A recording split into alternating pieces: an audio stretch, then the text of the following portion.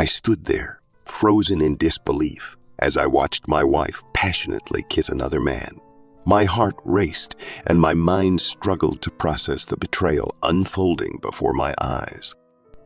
Little did I know, this moment would be the catalyst for a series of events that would tear my perfect life apart and force me to confront the harsh reality of infidelity. Join me as I recount the devastating discovery that changed everything. I thought I had it all: a beautiful wife, a great kid, and a successful career. Olivia and I had been together for over a decade, and our daughter Maya was the light of our lives. We lived in a cozy suburban home, complete with a white picket fence and a golden retriever named Max. Weekends were filled with family barbecues, movie nights, and lazy Sunday mornings where we'd make pancakes together. It was the kind of life I'd always dreamed of. But one text message changed everything. It was a typical Tuesday evening, and I was lounging on the couch while Olivia was in the kitchen. Her phone buzzed on the coffee table, and I glanced over, not thinking much of it. The preview caught my eye. "Can't wait to see you tomorrow, babe. Same time, same place." My stomach dropped. I tried to convince myself it was nothing, but a nagging feeling took root in my gut. Over the next few weeks, I couldn't shake my suspicions. Olivia started working late more often, and she was glued to her phone. When I'd ask about her day, her answers were vague and dismissive. I hated myself for doubting her, but the signs were impossible to ignore. Finally, I couldn't take it anymore. One night after Maya was in bed, I confronted Olivia. "Is there something going on?" I asked, my voice shaking. "You've been distant lately," and I saw that text message. Olivia's face paled, but she quickly composed herself. She laughed it off, saying it was just a work colleague being overly friendly. She promised to set clearer boundaries with him. I wanted to believe her, but her explanation felt hollow. A few days later, I did something I never thought I'd do. While Olivia was in the shower, I checked her phone. As I stared at the message, a storm of emotions brewed inside me: confusion, anger, and a deep, unsettling fear. My hands trembled as I unlocked her phone, a part of me silently begging that this was some innocent mistake, that I'd find nothing incriminating. But as I scrolled through the messages, each one felt like a dagger slicing through the fabric of my life. There were affectionate texts, late-night conversations, and plans for secret meetups. It was undeniable. My wife, the woman I had loved and trusted for years, was having an affair. I didn't confront her immediately. Part of me wanted to scream, to demand answers, but another part was too stunned to act. Instead, I went to bed lying beside her as if nothing had happened, while my mind raced. Memories of our time together flooded my thoughts. From our first date to the day Maya was born, to the quiet, intimate moments that had once defined our love. I couldn't comprehend how we had gone from that to this, to secrets and betrayal. My heart felt like it was being torn in two. As the weeks went by, I became a detective in my own home. I noted Olivia's comings and goings, listened intently to her phone calls, and even considered following her after work. The man I'd become disgusted me, but I couldn't stop. I needed to know the truth. In a moment of desperation, I made a decision that would change everything. I hired a private investigator. It felt like admitting defeat, but I had to know for sure. The day the private investigator called me with his findings, my world shattered. He had photographic evidence of Olivia meeting a man at a hotel. My suspicions were confirmed, but the truth was far more devastating than I could have imagined. As I stared at the photos, trying to process the betrayal, another shock hit me. The man in the photos wasn't a stranger.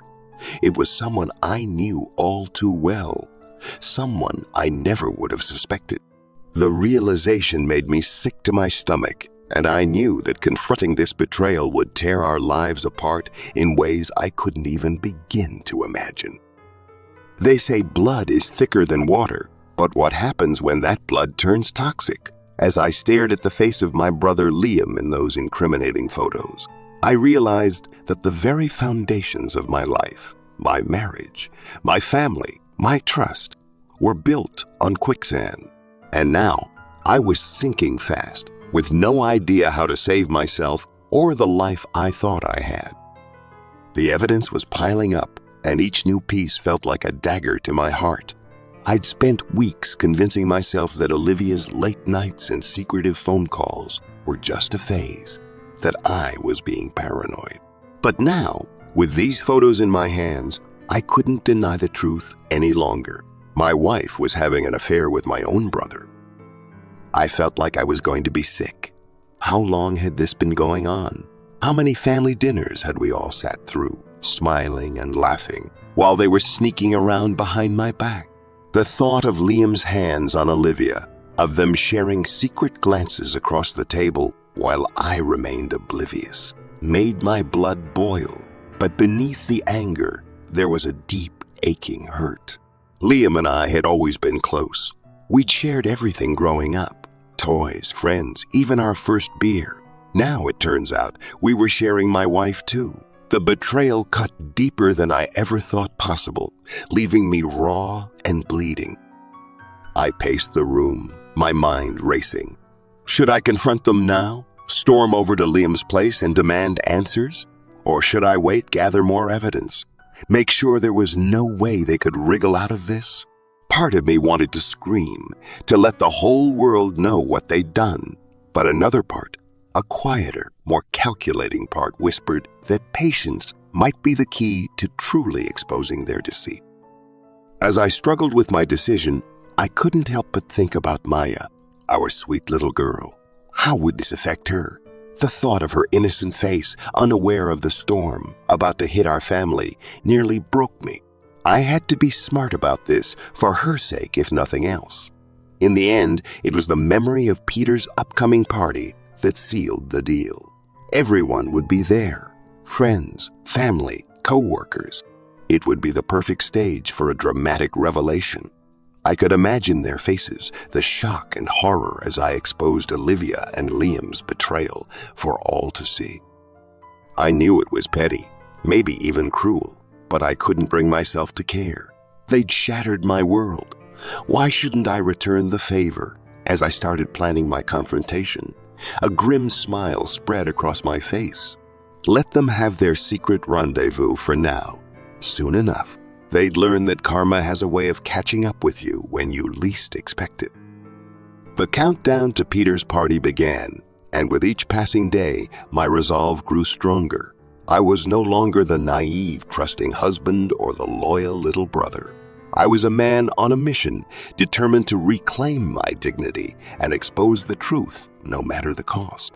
As I marked off the days on my calendar, I couldn't help but wonder, how would our lives look on the other side of this explosion?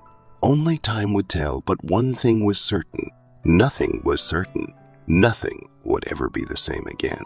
I'd spent days planning for this confrontation, nights lying awake, words looping through my mind in countless variations. I rehearsed what I'd say, imagined their shocked faces, and even practiced my dramatic exit, picturing the look on Olivia's face as she watched me walk away for good.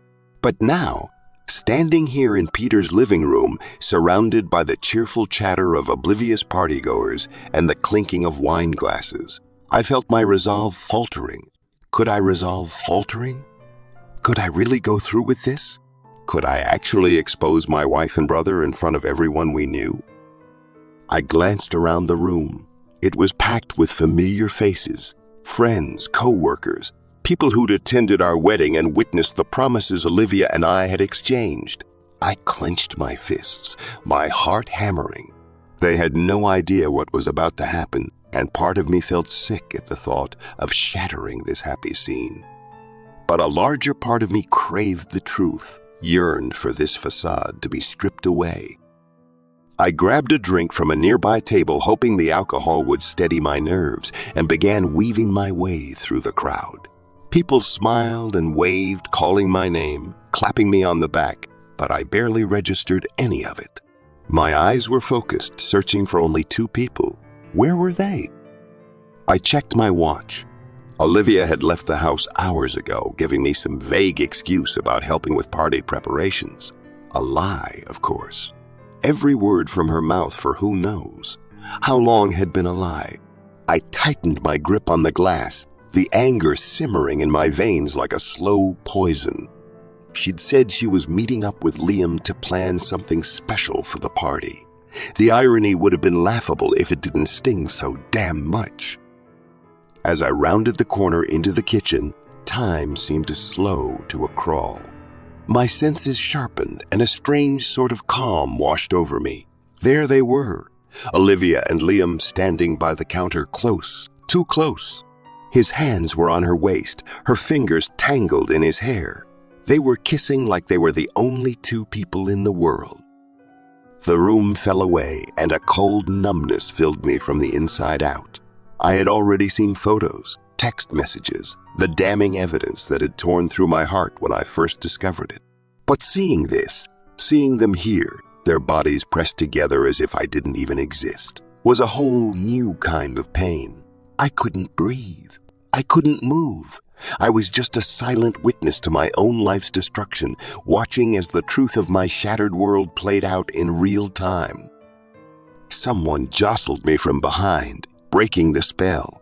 My glass slipped from my hand and shattered on the floor. Olivia's eyes flicked open at the sound, and for a split second, our gazes locked. I watched as confusion morphed into panic, and the color drained from her face. She shoved Liam away, stammering, "Noah, this isn't. It's not. I mean, we were just..." I let out a laugh, a harsh, bitter sound that sliced through the room like a knife. Heads turned toward us, and a murmur rippled through the crowd as people began to realize that something was wrong. I ignored them, keeping my eyes fixed on Olivia and Liam. "Just what, Olivia?" I asked, my voice cold and sharp. "Comparing tonsils? Or maybe you were looking for Liam's car keys down his throat?" Liam stepped forward, raising his hands as if to calm me down. "Noah, look, let's talk about this. It's not what you think." "Oh, it's not what I think." I felt the rage rising, an unstoppable force that was both terrifying and liberating. "Then enlighten me, Liam, because I think my wife and my brother have been screwing behind my back." Am I wrong? The kitchen had gone deathly silent, and I could feel every eye in the room on us. The weight of their stares was almost suffocating, but I didn't care. I'd held on to this anger for weeks, let it build and twist inside me until I felt like I might explode. Now, finally, it was pouring out, raw and unfiltered, and I wasn't going to stop. "Tell me," I demanded, my gaze locked on Olivia's tear-streaked face. "How long has this been going on? How long have you been lying to me?" She was crying now, mascara smudging down her cheeks, her eyes wide with panic. "Noah, please," she choked out, her voice barely a whisper. "Can we do this somewhere private?" "Private?" I let out another bitter laugh. "Like all those private hotel rooms you've been sneaking into?" "No, I think we're past secrets, don't you?" I turned to the crowd, spreading my arms wide in a mocking gesture. "Ladies and gentlemen, I hope you're enjoying the show. My wife and my brother certainly have been." A few gasps echoed around the room, and I saw people exchanging shocked glances, some already whispering to each other, others frozen in disbelief. I could feel my pulse racing, my face flushed with a mixture of humiliation and fury. My marriage, my family, my trust. It was all crumbling right here in front of everyone, and yet in some twisted way, it felt good. Exposing their lies, finally seeing them squirm under the spotlight. It was a small, bitter victory, but it was mine. Liam tried to step closer, his voice pleading. "Noah, please, just listen to me." "Listen to you," I snarled, taking a step back. "Why? So you can spin more lies. You were my brother, Liam. I trusted you more than anyone. You were supposed to have my back, and instead you stabbed me in it." He dropped his gaze, his shoulders slumping. but I could see the shame in his eyes. Good. Let him feel it. Let him live with it. Olivia reached out, as if to touch my arm, but I pulled away. Her voice was a broken whisper. "Noah, I'm so sorry." "Sorry," I repeated, the word tasting bitter on my tongue. "You're sorry now, after everything. Do you have any idea what you've done to me, to us?" The tears kept streaming down her face, and for a brief moment, I felt a pang of something. Regret, maybe. But it was swallowed quickly by the anger that had become my armor. I couldn't afford to feel sorry for her. Not after this. I took a deep breath, letting my gaze sweep over the stunned faces around us one last time. I could feel the weight of this moment settling on my shoulders, the finality of what I was about to do. But there was no going back. I'd already lost everything that mattered. With one last defiant look at Olivia and Liam, I turned and walked out of the kitchen, ignoring the chorus of whispers that followed me. The cool night air hit me as I stepped outside, and I drew in a shaky breath, trying to steady myself. My hands were trembling, and my heart felt like it was tearing apart inside my chest. I'd done it. I'd exposed their affair, but instead of feeling triumphant, I just felt hollow as I pulled into our driveway. Our perfect little house looming before me, I realized that this was just the beginning. The real fallout was yet to come, and I had no idea how I was going to face it. As I stared at our house, a wave of dread washed over me. How was I going to tell Maya that her mom and uncle had shattered our family? The conversation I dreaded most was about to become my new reality, and I had no idea how to protect my little girl from the pain that was coming. The days following the confrontation at Peter's party were a blur of sleepless nights and endless tears. I felt like I was living in a fog, going through the motions of everyday life while my world crumbled around me. Olivia had moved out, staying with her sister across town. The silence in the house was deafening. Telling Maya was the hardest thing I've ever had to do. How do you explain to a 7-year-old that her family is falling apart? I sat her down on her favorite beanbag chair, my heart breaking as I watched her innocent face scrunch up in confusion. "Sweetie," I started, my voice cracking, "Mommy and Daddy are going to be living in different houses for a while." Her little lip quivered, and I pulled her close, promising her that both of us still loved her more than anything in the world. The calls and visits from family members were almost unbearable. My parents were devastated, torn between their 2 sons. I couldn't stand the pity in their eyes. Liam tried to reach out, leaving voicemails filled with apologies and excuses. I deleted them all without listening. Amidst the chaos, I knew I had to take action. I met with a divorce lawyer, a stern woman named Barbara, who laid out my options with brutal honesty. We filed the petition for divorce, citing adultery as the grounds. Barbara warned me it could take months to finalize, depending on how cooperative Olivia was willing to be. The thought of dragging this out made me sick, but I was determined to protect myself and Maya. Co-parenting with Olivia was a minefield of awkward exchanges and barely contained anger. We agreed to keep things as normal as possible for Maya's sake, but every time I saw Olivia, I felt a mix of love and hatred that left me reeling. Setting boundaries was crucial. No more family dinners, no casual drop-ins. Everything had to be scheduled and discussed beforehand. In the midst of all this pain, I found unexpected comfort from the most surprising places.